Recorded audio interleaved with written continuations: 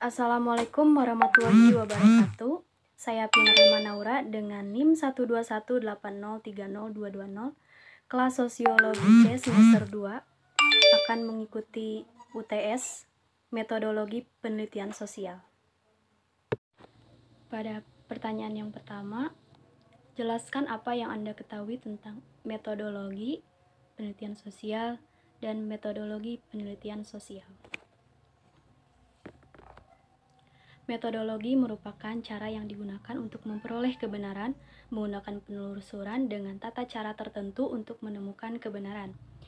Penelitian sosial merupakan suatu kegiatan ilmiah dalam mencari tahu mengenai kejadian fenomena sosial yang terjadi di masyarakat secara analitis dan metodologis. Dalam penelitian sosial terdapat beberapa karakteristik atau ciri tertentu, yaitu sistematis, logis, empiris, metodis, dan umum.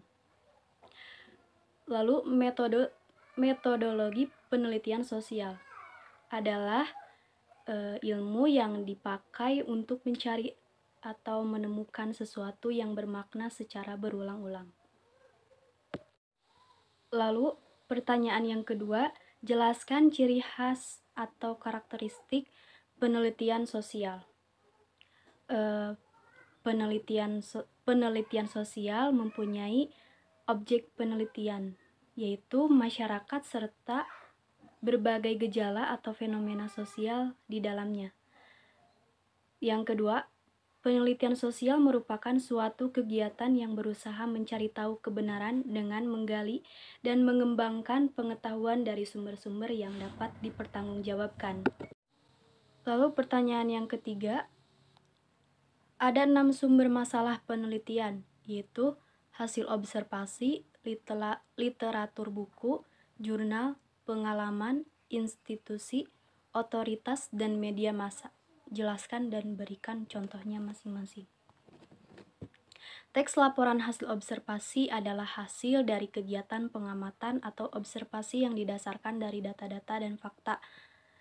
Contohnya, jengkol. Jengkol merupakan salah satu tumbuhan yang digemari oleh manusia. Tetapi ada juga sebagian orang tidak menyukai jengkol karena baunya. Jengkol termasuk salah satu makanan yang diolah dengan cara dimasak. Contoh yang kedua, literatur adalah bahan atau sumber ilmiah yang bisa digunakan untuk membuat suatu karya tulis ataupun kegiatan ilmiah lainnya. Literatur ini mirip dengan daftar pustaka atau referensi. Saat Anda ingin membuat karya ilmiah, maka Anda akan berpedoman pada literatur yang Anda baca. Selanjutnya, jurnal. Jurnal adalah kumpulan artikel dalam bidang ilmu tertentu. Publikasi jurnal biasanya dilakukan secara tim. Ada penulis, editor, layouter, dan lain sebagainya. Jadi, jurnal bukan artikel atau paper tunggal yang ditulis, namun publikasi ilmiah berupa kumpulan artikel. Selanjutnya, pengalaman. Pengalaman adalah kejadian yang pernah dialami, dijalani, dirasai, ditanggung, dan sebagainya. Baik yang sudah lama ataupun baru saja terjadi. Lalu ada otoritas. Otoritas adalah istilah yang sering digunakan dalam bidang pemerintahan yang artinya klaim legitimasi atau pembenaran. Lalu yang terakhir, media massa. Media adalah alat atau sarana yang digunakan untuk menyampaikan pesan dari komunikator kepada khalayak. Sedangkan pengertian media massa sendiri yaitu alat yang digunakan dalam penyampaian pesan dari sumber. Lalu pertanyaan yang nomor 4. Bagaimana cara membuat perumusan masalah? Ada beberapa cara membuat rumusan masalah yang baik dan benar. Untuk menulis laporan skripsi, makalah, maupun karya ilmiah. Berikut cara rumusan masalah, yaitu yang pertama, buat secara spesifik. Cara membuat rumusan masalah yang paling utama adalah membuat rumusan secara spesifik. Dalam menulis rumusan masalah, tidak perlu dijabarkan secara panjang lebar, sebab justru akan menghilangkan inti yang ingin disampaikan. Selain itu, rumusan masalah bentuknya sebuah pertanyaan. Jadi cukup ditulis saja secara singkat, padat dan jelas. Lalu yang kedua, menentukan metode penelitian yang sesuai. Cara membuat rumusan masalah yang selanjutnya adalah dengan menentukan metode penelitian yang sesuai. Tentu saja, kita harus menentukan terlebih dahulu metode penelitian yang sekiranya dapat dengan tepat dengan tema yang Anda angkat. Yang kita angkat. Membicarakan tentang metode penelitian, kita bisa memutuskan untuk menggunakan metode penelitian kualitatif atau kuantitatif. Lalu yang ketiga, mencari wawasan, teori-teori yang mendukung metode penelitian yang dipilih. Cara membuat rumusan masalah yang selanjutnya adalah dengan cara mencari wawasan teori-teori yang mendukung metode penelitian yang dipilih, menentukan metode penelitian yang hal yang tidak kalah penting.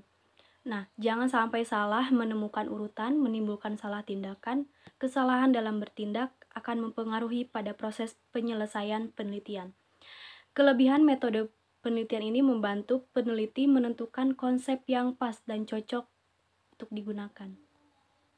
Yang keempat, kreatif melihat fenomena di sekeliling. Nah, cara membuat rumusan masalah ini selanjutnya adalah dengan kreatif melihat fenomena di sekeliling kita. Poin ini sebenarnya sederhana, tetapi sulit dalam praktiknya. Kecuali bagi Anda yang terbiasa berpikir, mungkin tidak begitu kesulitan dalam membuat rumusan masalah. Seharusnya rumusan masalah itu banyak sekali di sekeliling kita.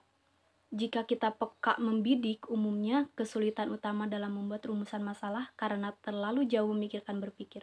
Padahal penelitian bisa diambil dari kasus-kasus kecil dan sederhana yang sering dihadapi dalam kehidupan sehari-hari.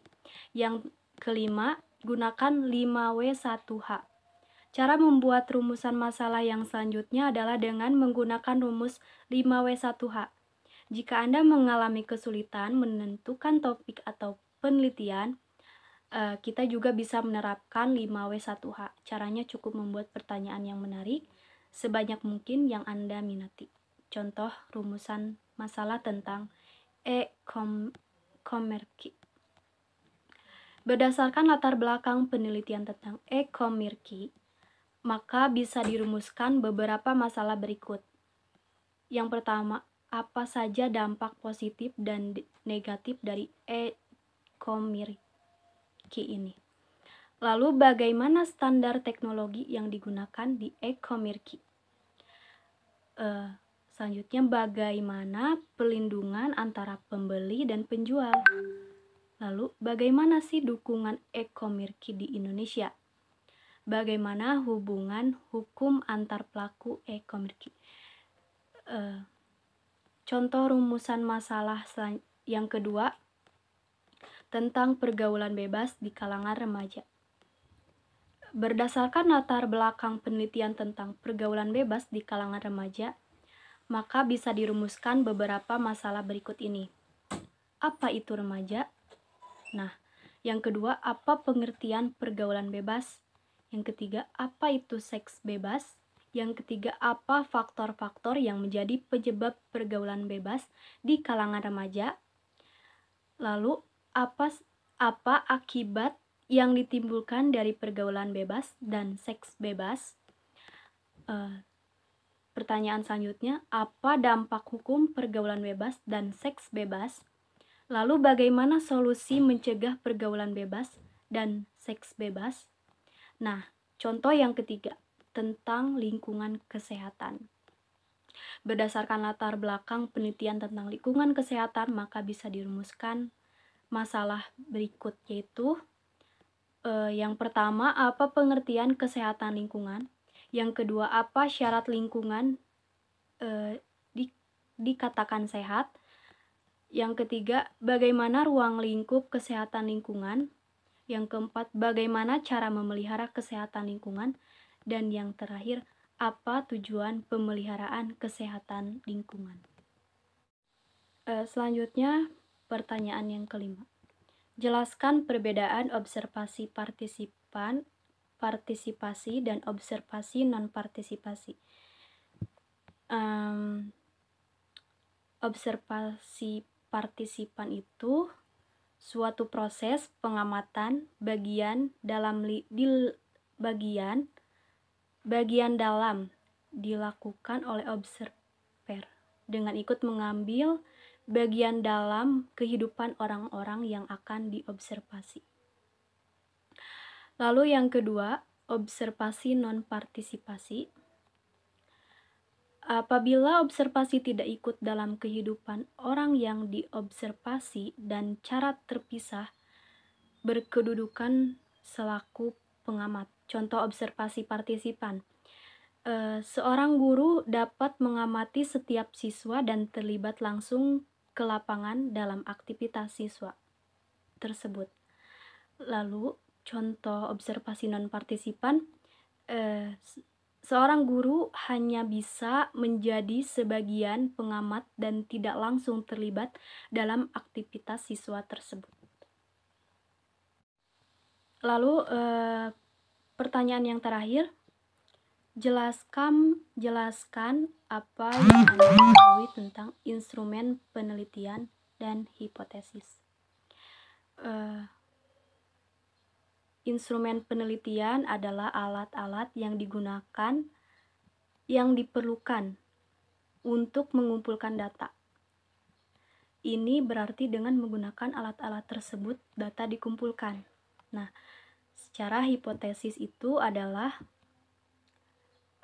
jawaban sementara terhadap masalah yang masih bersifat praduga, karena masih harus dibuktikan kebenarannya.